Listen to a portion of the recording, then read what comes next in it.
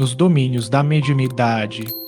Oitavo livro da coleção A Vida no Mundo Espiritual, ditado pelo espírito André Luiz e psicografado pelo médium brasileiro Francisco Cândido Xavier, em 1955. Capítulo 21. Mediunidade no leito de morte. Na noite seguinte, voltamos ao lar de Anésia com o objetivo particular de socorrer minha mãezinha doente. Dona Elisa piorara. Encontramos-la agitada a desligar-se do corpo físico. O médico da família examinava-lhe o quadro orgânico, evidenciando preocupação e desalento. O estetoscópio dava-me a conhecer a posição difícil do coração exausto. Além disso, o elevado teor de ureia favorecia a intoxicação alarmante. Previa o fim próximo da resistência física, entretanto, o delírio da enfermadez norteava-o. Dona Elisa via-se presa de estranha perturbação mental. Superexcitada, aflita, declarava-se perseguida por um homem que se propunha a batê-la a tiros. Clamava pelo filho desde muito na vida espiritual e dizia ver serpentes e aranhas ao pé do leito. A despeito do suor pastoso de quem se aproxima da morte e da extrema palidez que lhe desfigurava a máscara fisionômica, fazia supremo esforço para continuar falando em voz alta. O facultativo convidou a dona da casa a entendimento reservado e comunicou-lhe as péssimas impressões de que se via possuído. A enferma deveria prosseguir com medicação de emergência à face da crise, contudo, a noite seria sacrificial. A uremia avançava célere, o coração era um barco desgovernado e, por isso, o colapso poderia surpreendê-la de momento para outro. Anésia acolheu a palavra do clínico, enxugando as lágrimas que teimavam em ir saltar dos olhos. Despediu-se dele e colocou-se em oração, confiando-se à influência de Teonília que lhe seguia os passos, qual se lhe fora abnegado o nume protetor. Sem conseguir explicar a si mesma a serenidade balsâmica que lhe tomou gradativamente a alma, aquietou-se entre a fé e a paciência, na certeza de que não lhe faltaria o amparo do plano superior. Longe de perceber a ternura de que era objeto, por parte da devotada amiga, recebia-lhe os apelos confortadores em forma de sublimes pensamentos de esperança e de paz. Demorou-se na contemplação da anciã que pedia socorro em voz arrastadiça e fitou-lhe os olhos desmesuradamente abertos, sem expressão. Profunda piedade assenhoreou-lhe o carinho filial. Mãezinha, disse afetuosa, sente-se agora melhor? A interpelada tomou-lhe as mãos, como se fora uma criança medrosa, e sussurrou: Minha filha, não estou melhor, porque o assassino me espreita. Não sei como escapar. Estou igualmente cercada de aranhas enormes. Que fazer para salvar-me? E, em seguida, elevando o tom de voz, gritou com lamentosa inflexão: Ai, as serpentes, ameaçam-me da porta. Que será de mim? Escondia o rosto nas mãos descarnadas e debalde tentava erguer o corpo, movimentando a cabeça trêmula. Mãezinha, acalme-se, rogava a filha comovida. Confiemos na providência. Jesus é o nosso amigo vigilante. Por que não esperar pela proteção dele? A senhora vai recuperar-se. Repare com atenção. Nosso quarto está em paz. Asserenava-se a enferma de algum modo, com a desconfiança e o medo a se lhe estamparem nos olhos e, logo após, constrangendo Anésia a inclinar-se, segredava-lhe aos ouvidos: Sinto que o nosso Olímpio está conosco. Meu filho desceu do céu e veio buscar-me. Não tenho dúvida. É meu filho, sim. Meu filho. A carinhosa enfermeira acreditou no que ouvia, compreendendo, porém, que a presença do irmão não seria de desejar e convidou a genitora ao serviço da prece. Não seria melhor que se unissem ambas em prece, pedindo socorro celestial? E enquanto Anésia se fazia intérprete da assistência de Teonília, a esforçar-se por envolver a velhinha em fluidos calmantes, Aulus convidou-nos a reparar a comunhão entre o filho desencarnado e a pobre mãe a desencarnar. Olímpio, o rapaz assassinado noutro tempo, jungia-se a ela à maneira de planta parasitária asfixiando um arbusto raquítico. Nossa amiga explicou o assistente em sua doce afetividade, supõe no filho um gênio guardião, quando a realidade é que o infeliz se deixou dominar, mesmo depois de perder o veículo carnal, pelo vício da embriaguez. Alcoólatra impenitente, caiu ante o revólver de um companheiro, tão desvairado quanto ele mesmo numa noite de insânia. Desligado da carne e já intensamente minado pelo delirium tremens, não teve forças para mentalizar a recuperação que lhe é imprescindível e prosseguiu em companhia daqueles que lhe pudessem facultar o prolongamento dos excessos em que se compraz. Evocado, contudo, pela insistência materna, veio parar neste quarto, onde se encontra enleado pelas requisições da irmã Elisa. Acontece, no entanto, que, em se libertando gradualmente do vaso físico, nossa irmã transfere o campo emotivo do círculo da carne para a esfera do espírito, passando compulsoriamente a sofrer o influxo pernicioso da entidade que ela própria trouxe para junto de si, usando a vontade e o pensamento.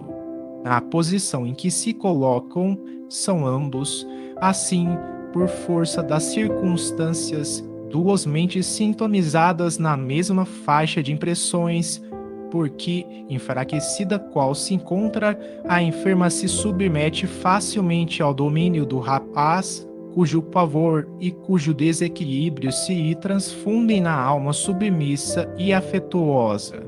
Analisando o fenômeno, perguntei se a associação sob nossa vista poderia ser comparada à incorporação mediúnica, qual a conhecemos. Sem qualquer dúvida, confirmou o orientador.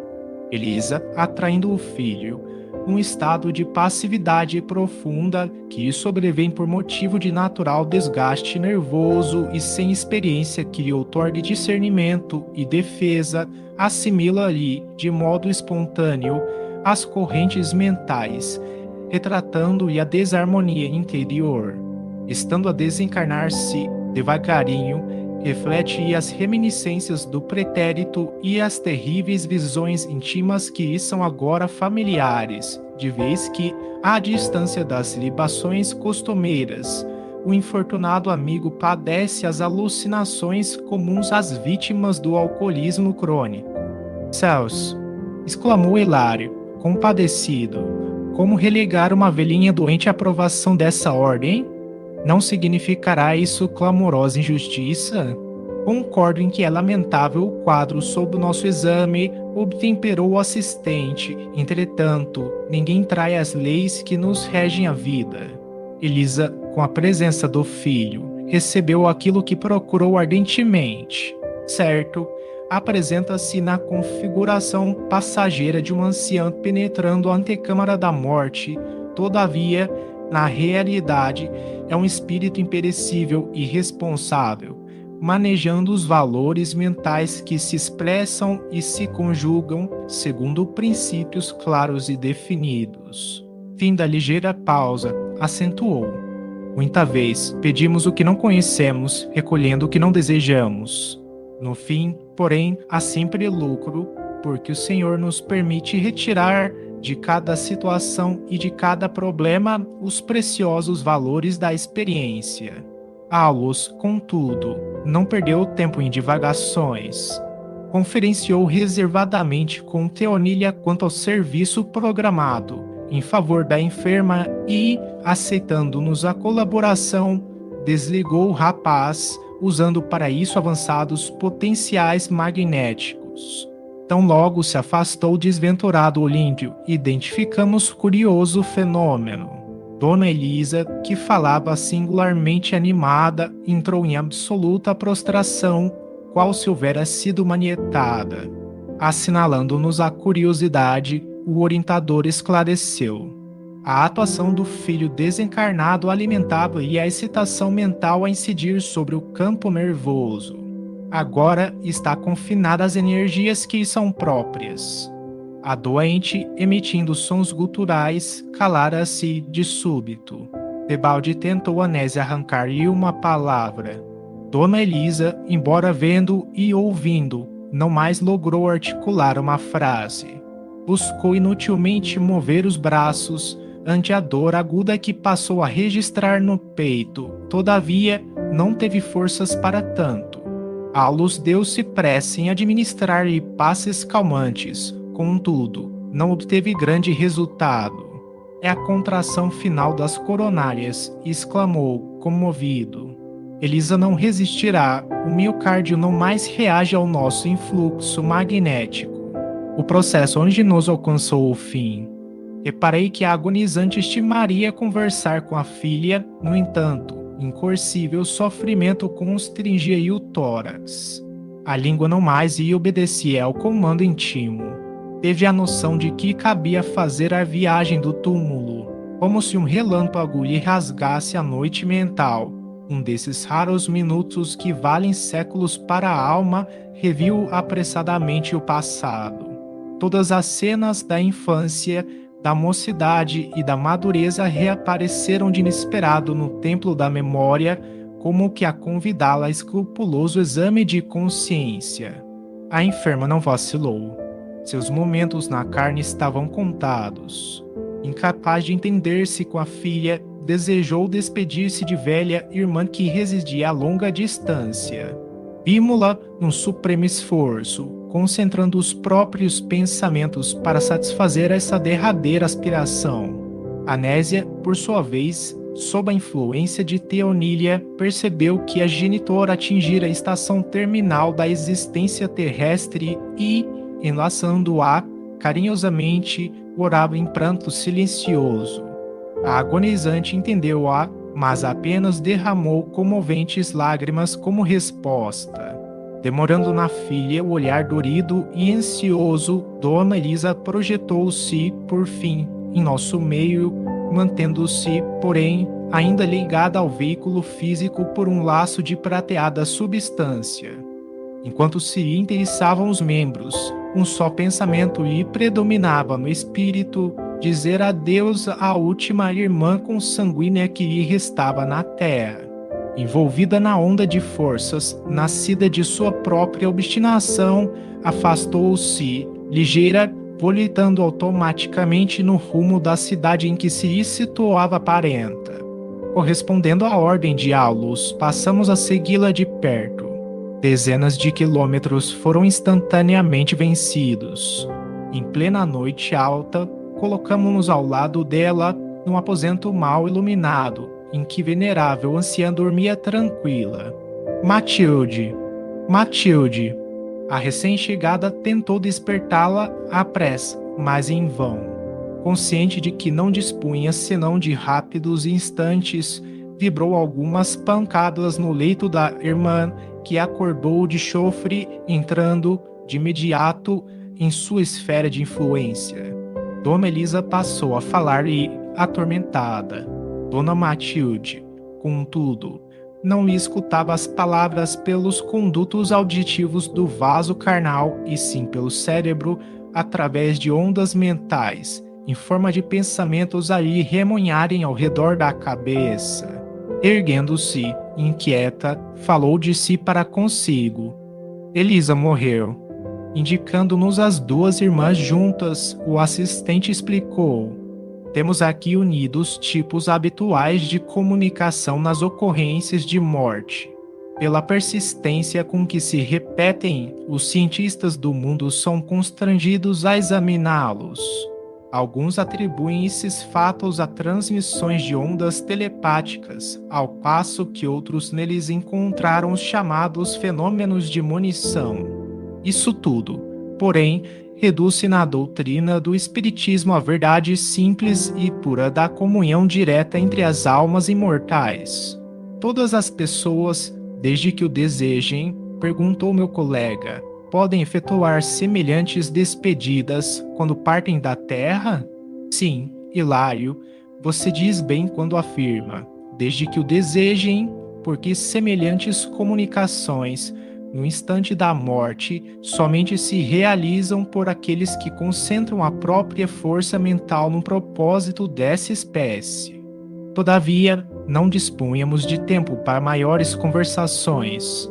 Dona Elisa, após liberar-se do anseio que inquietava o campo íntimo, qual se o corpo distante e reclamasse a presença, a afeição do que ocorre num caso de desdobramento vulgar, voltou de imediato à casa. Seguindo-a de perto, notamo-la menos aflita, embora fatigada. No aposento familiar, quis reaver o veículo físico, satisfazendo aos velhos hábitos, como se a realidade lhe constituísse tão somente estranho pesadelo. Contudo, abatida e atormentada, flutuou sobre o leito, ligada aos despojos pelo tênue fio a que nos referimos. A recém-desencarnada, de alma opressa, resistia à fome de repouso que lhe castigava o pensamento, indecisa e agoniada, sem saber definir se estava viva dentro da morte ou se estava morta dentro da vida.